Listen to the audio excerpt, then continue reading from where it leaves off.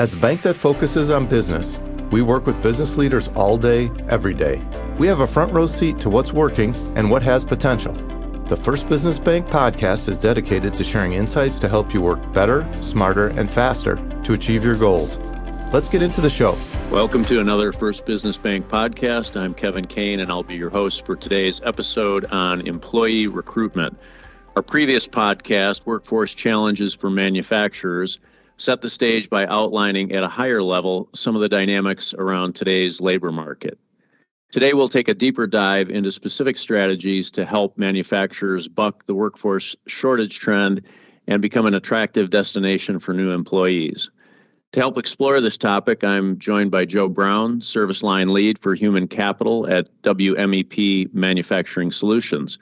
Joe, please introduce yourself to our listeners and tell us a little bit about your background. Sure, Kevin. Thanks.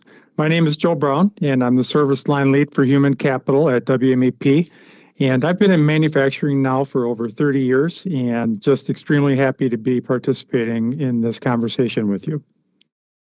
Terrific. Well, thank you, Joe. So a simple question to get things started. How did we get here? What is the root cause, if you will, behind the current environment? Well, a number of causes have got us here, and I'll name 4 or 5. Over the last few years, we've heard about and seen the baby boomer generation leaving the workforce at large numbers. And this is primarily due to their surging stock and real estate assets. Additionally, these baby boomers, typically born into a family of 4 themselves, had 2 or less children. So the pool of younger workers entering the workforce today is being outpaced by retirements. Baby boomers are retiring at a pace we haven't seen ever. And in the state of Wisconsin alone, by the year 2030, we'll be short of jobs somewhere between 35 and 40,000 people to fill those jobs. Another demographic that's impacting how we got here today is the Gen Xers. About 34% of them are working part-time or just working as needed. And then you move on to the millennial demographic, and they're set to inherit approximately $68 trillion by 2030, thereby them making the decision that maybe they don't need to work because of the inherited wealth that they're getting. Finally, and I think probably one of the most significant effects of what's happened lately, or causes, is that there's been a precipitous drop with working mothers in the labor force.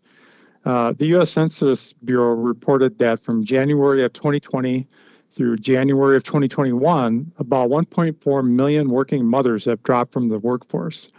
This is on top of the 10 million mothers with school-age children already not working. And to compound matters, the Census Bureau further reported that in the spring of 2021, 3.5 million mothers left active work into paid or unpaid leave of absences, primarily due to the pandemic and childcare and virtual learning. So that's really how we got here today.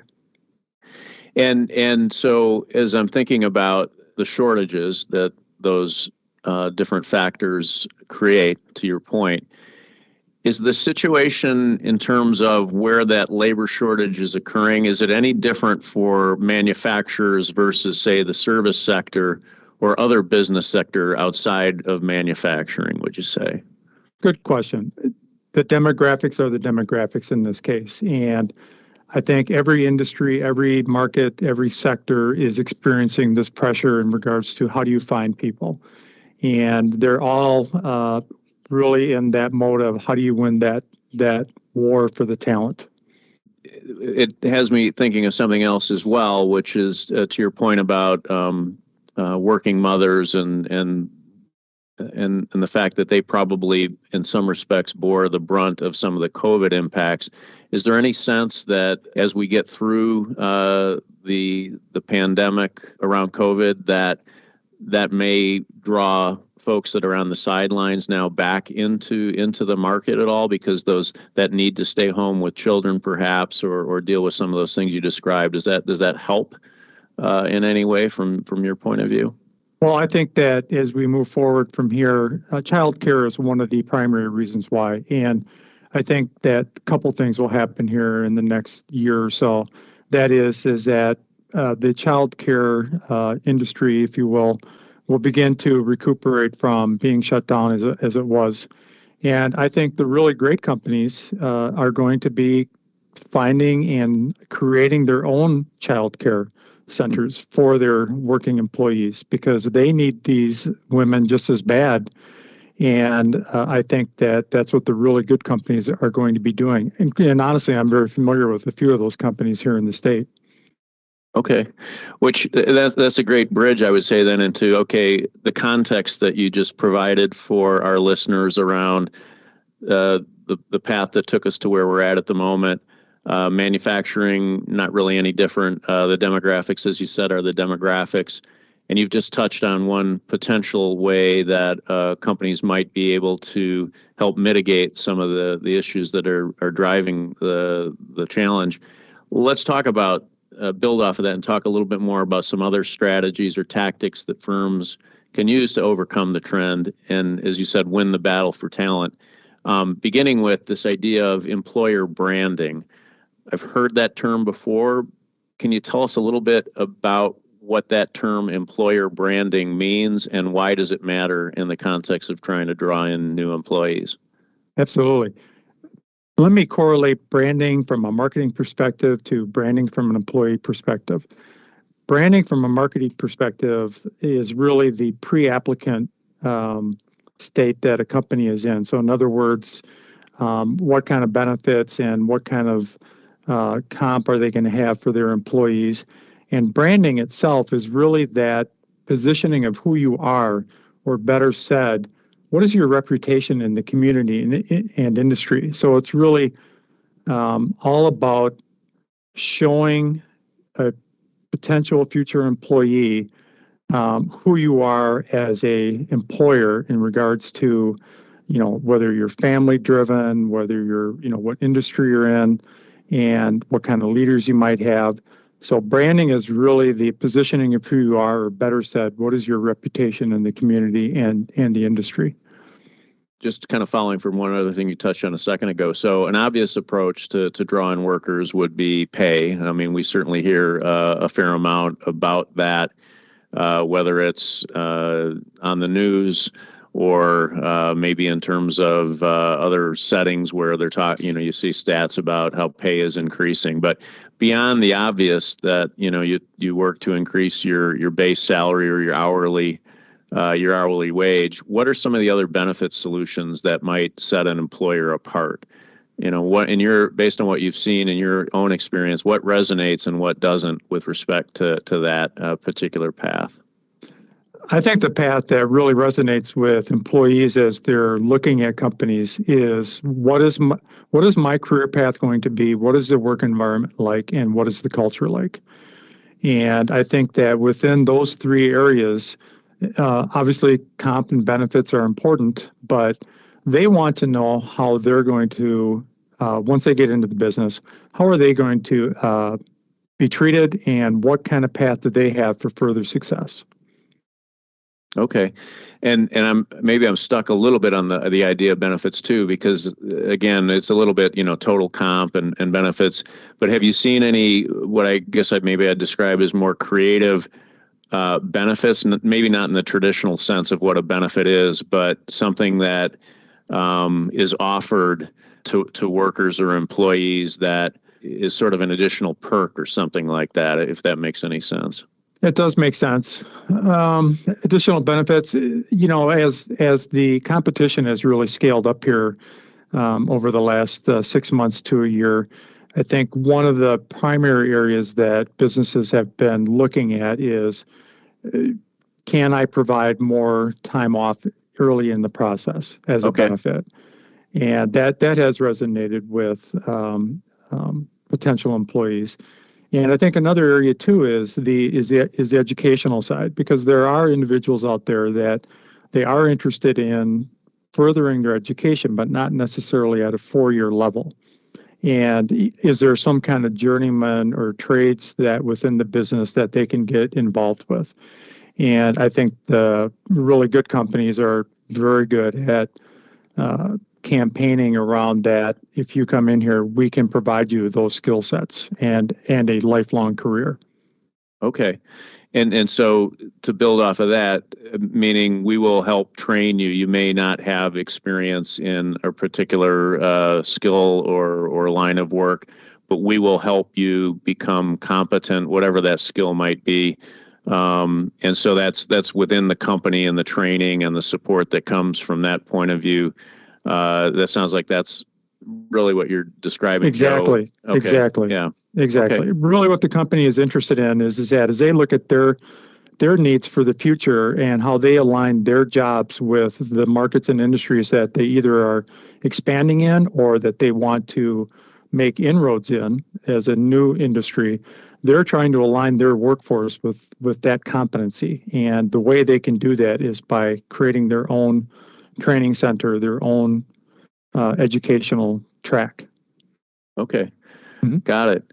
So if I could switch gears a little bit, and we've heard from, at First Business, we've heard from many of our clients and prospects who are saying they've actually done an okay job getting workers in the door, but after a short period of time, the attrition rate for those new hires can be high. Any thoughts on what manufacturers can do to create a positive experience for employees right from the start, so they stay, versus heading out the door, weeks or months after their start date? Absolutely. The onboarding process is absolutely critical in this. And there are statistics out there that suggest that if there is a proper onboarding of a new employee, and if it's a proper onboarding, I mean 6 to 12 months, 87% of them are less likely to leave the company. And there's also a statistic out there that suggests that 69% of the employees are likely to stay for 3 years if, in fact, that onboarding process goes as long as 12 months.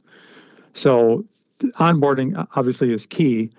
And the first month is absolutely critical because you just don't want to throw the employee out in the floor where they're not acclimated, they're not used to their colleagues, they're not used to the administrative procedures, they're not used to forklifts or equipment going on around them.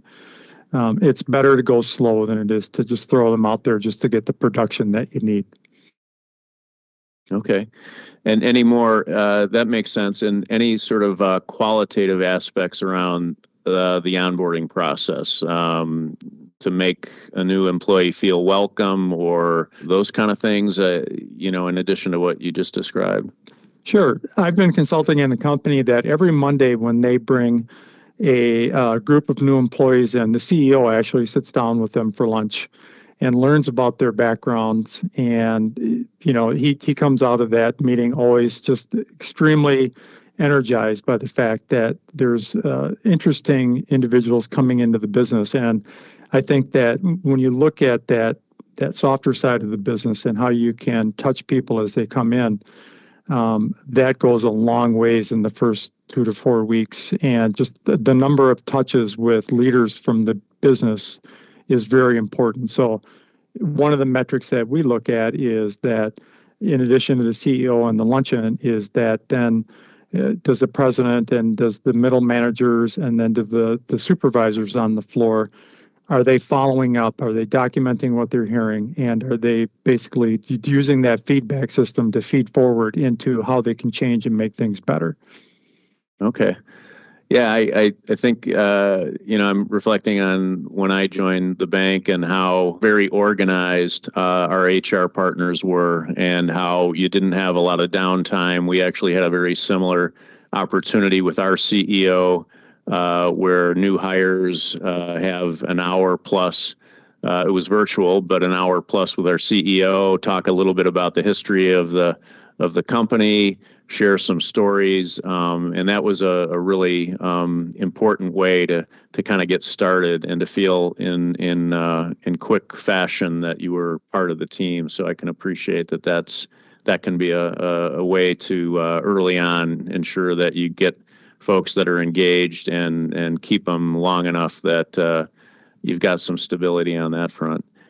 Thinking about the HR function sort of back in a little bit of a different approach, but any thoughts on what companies can do to strengthen the HR function to increase its effectiveness, specifically around recruitment? Absolutely. I think today's HR function is really a strategic function and no longer tactical.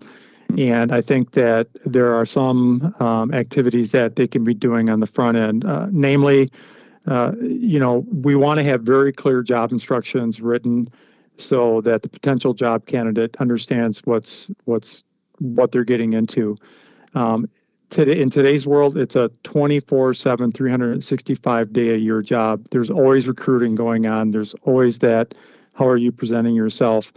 And I think really what one of the main issues or one of the main things that human resources can do is that when a candidate does walk in, improve their experience all the way around, make it a relationship building opportunity, look at it through the lens of how would that employee fit, and then also look through the lens of as they're going through the onboarding process, that relationship continues to build not only from the human resource, but then it builds into the next functional areas that they're going into, whether it's manufacturing or quality or engineering. So it's really about improving that early experience. And maybe to take it in a little bit of a different direction too, any tools or channels or non-traditional approaches to, driven by HR to seek talent in a less conventional fashion. I don't know exactly what I'm thinking about there, Joe, but just Sure. Yeah, absolutely. I mean, I'm Absolutely. an old guy, so it's sort of like the ad in the newspaper or other ways that you let people know that you're seeking talent. But any thoughts on that? Oh, absolutely. The internet is just a wonderful tool, and really good marketing firms you will use geofencing. And what they will do is that they'll look at an area that you are recruiting in, whether you're within the city or whether you're in the rural areas of Wisconsin. You can basically pinpoint and say, I want to geofence anybody that's on ESPN, so they're looking at a certain demographic. And as soon as that individual gets onto whatever social platform they're looking at, the geofence will identify that, and then they'll pop up the banner of the company that's doing the recruiting. That is one of the tools today that is, I think, predominantly being used by those that are really understanding how to use the social platforms in that. I think another area, too, is that there are recruiting firms that will go out, and this is unlike professional recruiting firms, but there are firms out there that will go out and make telephone calls to individuals who are currently working in companies and asking them if they are willing to look at a different company. And so it's still the fact that there's still this analysis going on in the background, who is employed. And it's really that, how do I find individuals from like industries that I'm in? So you have a better opportunity of attracting them. And then you understand your competitor from the perspective of the benefits and the pay and just the whole compensation side of the business. So those are two areas I think that are being used today by at least the really good companies. Okay. And with that, I tend to maybe think about that as, larger companies, but maybe that's a bad assumption. The two examples you just gave, Joe, is that something that's available whether you're a larger middle market company or a bit smaller? I'm thinking about, again, the challenge from a recruitment point of view. If you're a smaller company and you look out there and you're up against some larger organizations with more resources, how do you make that work? Yeah. Yeah. Obviously, it's just dependent upon the owner of the company or the way the business is structured. But I think that any company that's 5 million or above, especially on the 5 million in revenue a year above, as in terms of the geofencing, absolutely. There's absolutely no reason why they can't use that. And there are any number of recruiting firms or marketing firms that can help smaller companies do that for reasonable costs. Okay. So not necessarily at a disadvantage, and there are options out there that, again, to your point, for some of the smaller middle market companies, that they can certainly make it a level playing field and leverage those options in a way that helps them stay in the game. Mm-hmm. Absolutely. So thinking about, I guess, beyond HR, this idea of how do you create an all hands on deck philosophy when it comes to landing new workers? Everybody in the organization, in some respects, can they help in their own way when it comes to identifying new employees or potential employees, I should say? Sure. And I think that the current employees are always your best resource because they know of individuals who are looking for work. And then if they are an ambassador of the company they're working with, that definitely goes a long way. There's a number of other ways that the all hands on recruiting can go. Is that, of course, there's bonus referrals not only for the employees you hire, but the employees that would give the referral. So, like an existing employee. Okay. I think that one of the areas that companies can be really attractive to future employees is that for the working mother, maybe for that father who is very involved in the family, that think outside the box of just your normal 3-shift operation, 6 to 2, 2 to 10, 10 to 6. Think about it in what hours are they able to work? So create non-normal hours outside of that normal structure, and then have employees work those hours. It might mean a little more complexity within the business and how product gets scheduled, but it's that one attractive area that employees are looking for, that flexibility. And of course, looking at retirees, and I think I'm big on there's always high school students that are looking to make money to go to college, and I think if you can advocate within your own existing workforce to, do you have kids? Do you know kids that are looking to make money before they go back to college? Let's have them work part-time, weekends, nights, whatever works for them.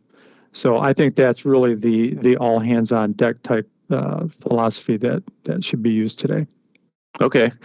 Yeah, and I think one of the themes that I've picked up on in the last 15 or 20 minutes as we've been talking, Joe, is try to think a little bit differently. Don't be held back by conventional ways of pursuing this and trying to solve for it.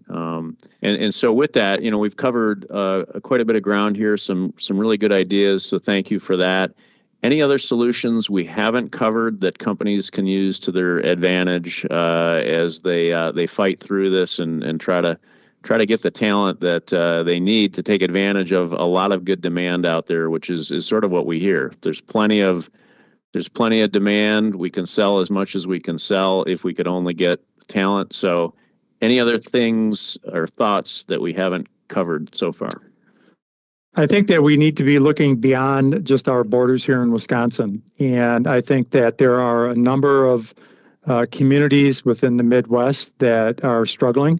And I think that if you can find the right firm to help you identify those communities, begin to attract new employees into the state from those communities. For instance, again, working at one of the companies I've been consulting with, is that they have drawn a number of individuals out of the state of Michigan. And what has happened in the state of Michigan is that there have been some businesses due to the pandemic and other, unfortunate business events where they might have lost their job. And they either have a cousin or a family member or a friend of a friend, or the business actually has been out looking at these different areas here in the Midwest to see, are there communities that they can be drawing from. I think that's kind of new for me to be thinking about that. Okay. But I think that's a real opportunity. I think that might be out there for companies here in the state to be thinking about. Well, Joe, thank you very much. We appreciate your time today, and the fact that you were able to touch on, some very specific things for companies in the state here to consider, and options that manufacturers can use to their advantage. With that, the next installment of our podcast series will focus on employee retention. because it doesn't, as we've seen, it doesn't really matter how many new workers you're able to bring in if you can't keep the folks you already have. And you certainly have touched on that theme in some of your comments and observations around the employee experience and creating that engagement and sense of purpose. So to that point, Joe, any quick thoughts as maybe a sneak preview on the topic of employee retention? Oh, that's a great topic, isn't it? How do you keep them once you get them? Right. Yeah, I think I don't want to steal the thunder for the next podcast, but I think retention really revolves around leadership and how your leaders are interacting with the employees in the workforce and what model they represent of not only of the business, but of what that employee can expect day in and day out. And I think that's going to be key. Okay, terrific. Mm-hmm. Yep. Well, as we wrap up, I'd like to again thank the WMEP for their support and our partnership, and thank our audience members for listening. Be sure to visit us at firstbusiness.bank to explore the other resources we offer business owners and leaders to help them succeed. And we invite you to experience the advantage with First Business Bank. Thank you.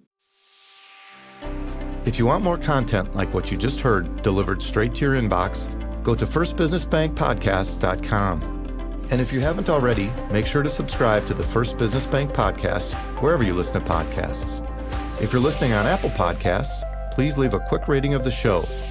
Thanks so much for listening. First Business Bank, member FDIC.